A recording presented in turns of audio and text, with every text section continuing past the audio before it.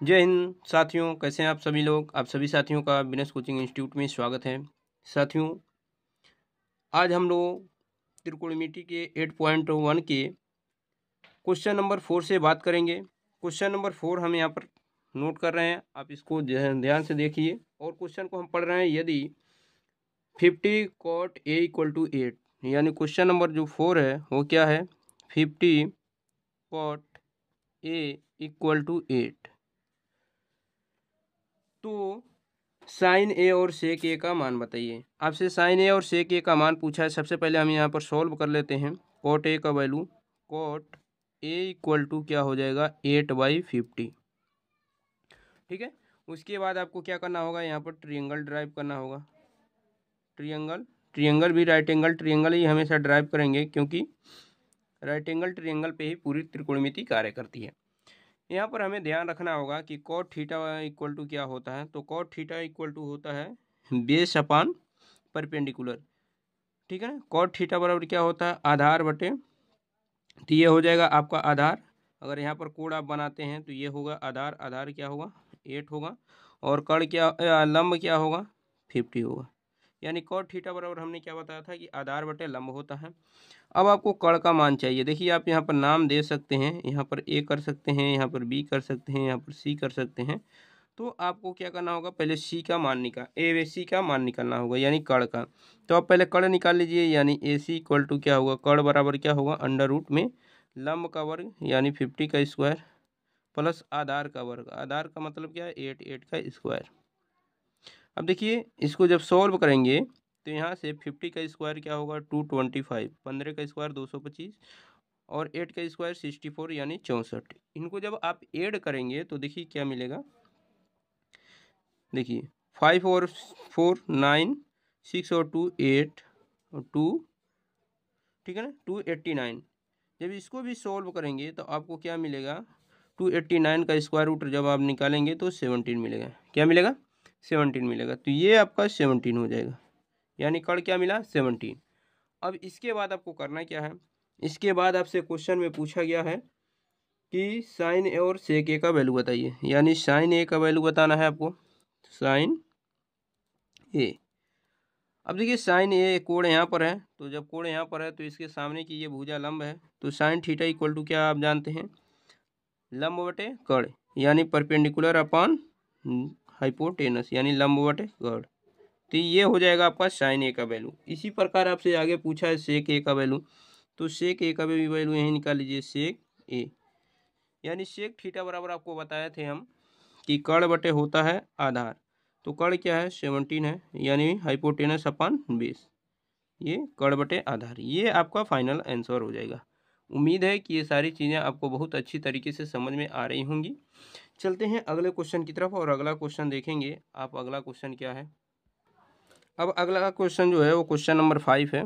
Question number 5 की अगर बात करें तो क्वेश्चन नंबर 5 क्या है, यदि सेक थीटा इक्वल टू 30/12, कह रहा है कि सेक थीटा का जो वैल्यू है, सेक थीटा इक्वल टू दिया है 13/12, यानी 13/12 हो, तो अन्य सभी त्रिकोणमितीय अनुपात का परिकलन कीजिए। यानी अन्य सभी जो भी त्रिकोणमितीय अनुपात हैं, जैसे sine theta, cos theta, tan theta, sec theta, इन सब का मान बताना है। तो देखिए, सेक थीटा इक्वल टू 30/12, सबसे पहले हम क्या करेंगे, ट्रिएंगल बना लेंगे। यहाँ पर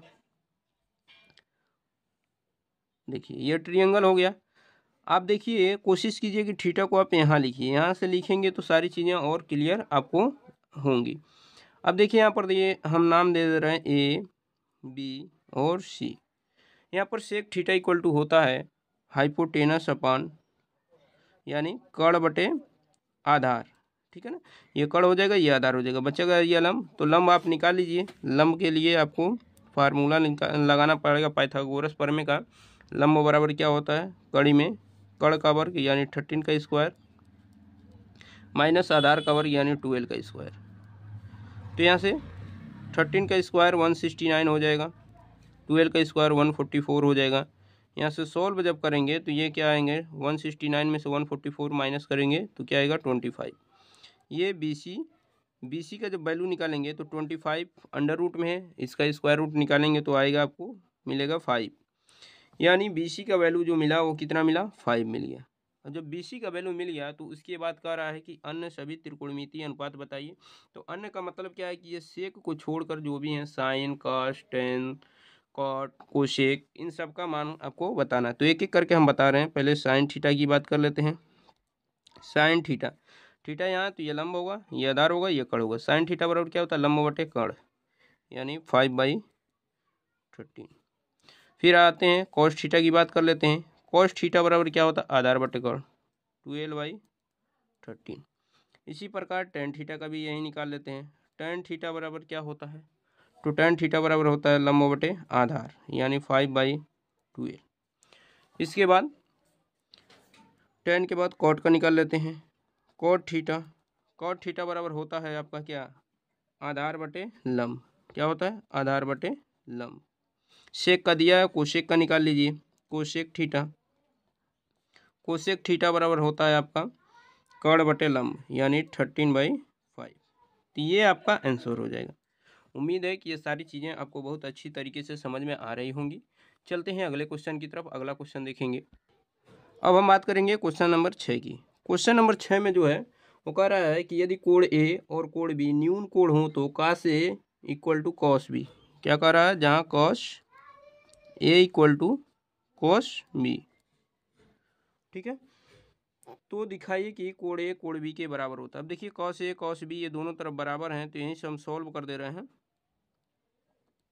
सॉल्व cos A और cos B, cos A और cos B ये दोनों क्या हैं, बराबर हैं और न्यून कोण है। तो यहाँ से cos से cos काट देंगे तो बचेगा क्या, कोण A इक्वल टू कोण B, और यही आपका क्या हो जाएगा, आंसर हो जाएगा।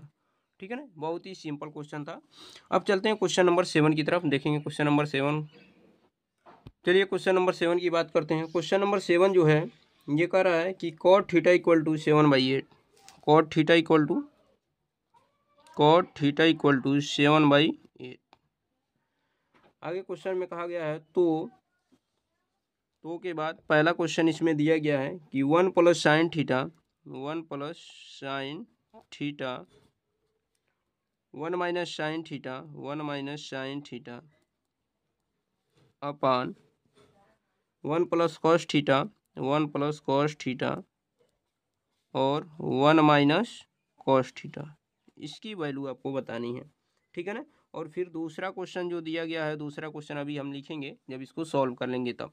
तो सबसे पहले इसको सॉल्व करने से पहले हम आपको बता दें कि अगर आप चैनल पे नए हो तो चैनल को जरूर सब्सक्राइब करना है, ताकि हम जो भी वीडियो अपलोड करें उसकी नोटिफिकेशन आप तक पहुँच सके और आपकी तैयारी अच्छी हो सके। तो चलते हैं क्वेश्चन की तरफ बगैर समय बर्बाद किए हुए। तो देखिए सबसे पहले हम क्या करेंगे, राइट एंगल ट्रायंगल बना लेंगे। अब देखिए कॉट थीटा इक्वल टू दिया है तो यहाँ पर हम थीटा यहाँ बनाएंगे। यहाँ थीटा बनाने से ये होगा कि चीज़ें आपको ये समझ में आती रहेंगी बराबर कि ये लंब होगा, ये कड़ होगा, ये आधार होगा। ठीक है ना। तो कॉट थीटा बराबर क्या होता है, कॉट थीटा बराबर होता है आधार बटे लंब। आधार ये हो गया, लंब ये हो गया। ठीक है ना। कॉट थीटा बराबर होता है आधार बटे लंब। यहाँ पर सॉल्व आपको करनी है। अब इसको सॉल्व करने के लिए आपको क्या करना होगा, सबसे पहले हम ये देखेंगे कि यहाँ पर 1 plus sine theta, 1 minus sine theta, 1 plus cos theta, 1 minus cos theta, यानी साइन और कॉस का वैल्यू आपको चाहिए। तो यहाँ पर हमें इस बात का ध्यान रखना होगा। देखिए सवाल सॉल्व करने के दो तरीके होते हैं, एक तो आप शॉर्ट तरीके से भी सॉल्व कर सकते हैं, एक लॉन्ग तरीके से। तो दोनों तरीके हम आपको बता सकते हैं। देखिए यहाँ कॉट बराबर आपको अगर देखा जाए तो कॉट थीटा बराबर आप जानते हैं क्या, cos theta upon sine theta, और यही होता है 7/8। 7/8 दिया है तो यहाँ से कॉस का वैल्यू आप जानते हैं 7 हो जाएगा और साइन का वैल्यू 8 हो जाएगा। इसी तरीके का आप यूज करके सबसे आसानी से सवाल को सॉल्व कर सकते हैं और समय की भी बचत हो जाएगी। यहाँ से देखिए पहले इसको सॉल्व कर लिया जाए। सॉल्व देखिए 1 plus sine theta, 1 minus sine theta, यानी a plus B, A minus B, A square, यानी 1 का square 1 minus B square, B का मतलब sine square, sine square theta, और नीचे A plus B, A minus B, यानी 1 minus cos square theta. ठीक है ना। अब यहाँ पर थोड़ा सा फार्मूला आपको नहीं बताएं, इसलिए हम इसी तरीके का यूज करेंगे, मान रख के। नहीं तो यहाँ पर 1 minus sign square theta cos square theta के बराबर होता है और 1 minus cos square theta sine square theta के बराबर होता है। क्योंकि ये फार्मूला आपको नहीं बताएगा इसलिए हम मान रख कर ही सॉल्व करेंगे। 1 माइनस साइन थीटा का वैल्यू क्या है 8, 8 का स्क्वायर कर देंगे अब, और यहाँ पर 1 माइनस कॉस का वैल्यू क्या है, कॉस का वैल्यू है 7, 7 का स्क्वायर कर देंगे तो देखिए 1 माइनस 8 का स्क्वायर 64 और 1 माइनस 7 का स्क्वायर क्या होगा 49। यहाँ से जब सॉल्व करेंगे तो देखिए 64 में से 1 माइनस करेंगे -63 और 49 में से 1 माइनस करेंगे -48। ठीक है ना, यहाँ से माइनस कट जाएगा और यहाँ पर अगर कट रहा है तो काट लीजिए। जैसे 3 से अगर काटेंगे तो 3 2 जा 6, 3 1 जा 3 और 3 से ये क्या होगा 60 चांस में। तो यहाँ से आपको जो वैल्यू मिलेगा वो क्या मिलेगा, यहाँ से वैल्यू आपको मिल जाएंगे 21/16 और यही आपके क्या हो जाएंगे आंसर हो जाएंगे। ठीक है ना, तो उम्मीद है कि ये सारी चीज़ें आपको बहुत अच्छे से समझ में आ रही होगी। चलते हैं अगले क्वेश्चन की तरफ। अगला क्वेश्चन जो पूछा गया है वो पूछा गया है कॉट स्क्वायर थीटा का वैल्यू पूछा गया है। इसका वैल्यू आपको कमेंट बॉक्स में बताना होगा क्योंकि कॉट थीटा का वैल्यू आपको बताया गया है 7/8 है।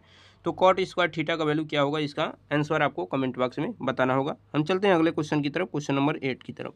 क्वेश्चन नंबर 8 देखिए, क्वेश्चन नंबर 8 की अगर बात करें तो क्वेश्चन नंबर 8 दो दिया गया है। वो कह रहा है कि यदि 3 cot A = 4, 3 cot A = 4 हो तो जांच कीजिए कि 1 माइनस tan स्क्वायर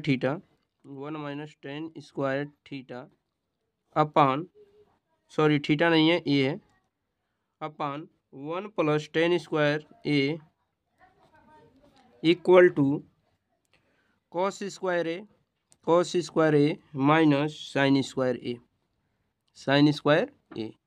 इसी को सॉल्व करना है। ठीक है ना, तो देखिए इसको कैसे सॉल्व करेंगे। सबसे पहले आपको करना क्या होगा, यहाँ पर आप क्या कीजिए, एक त्रिभुज बना लीजिए।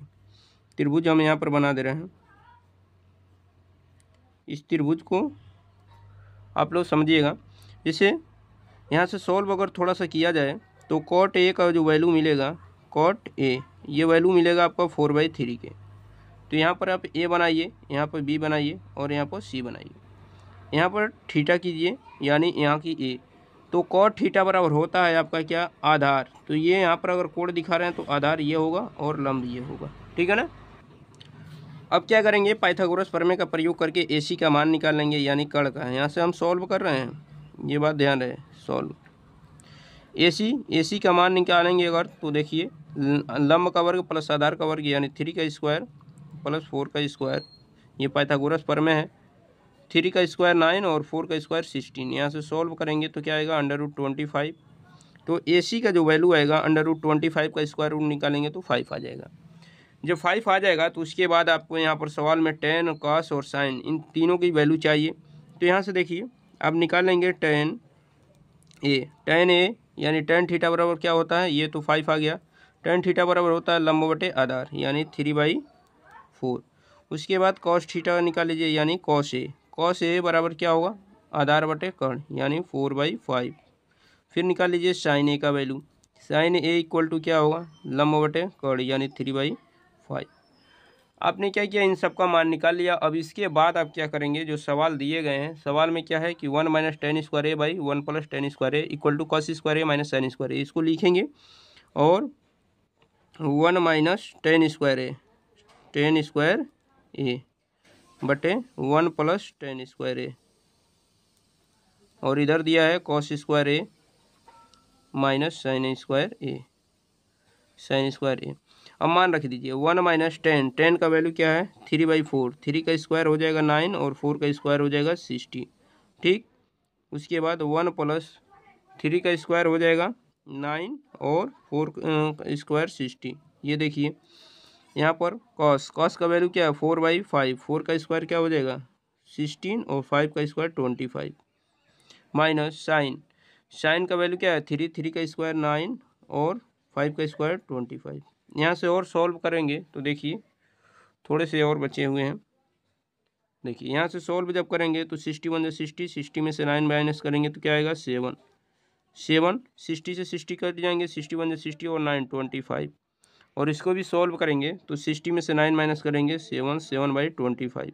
ये दोनों वैल्यू बराबर हो गए यानी left hand side right hand side के बराबर हो गया और यही प्रूव हो जाएगा। ठीक है ना, तो उम्मीद है कि ये सारी चीज़ें समझ में आ गई होंगी।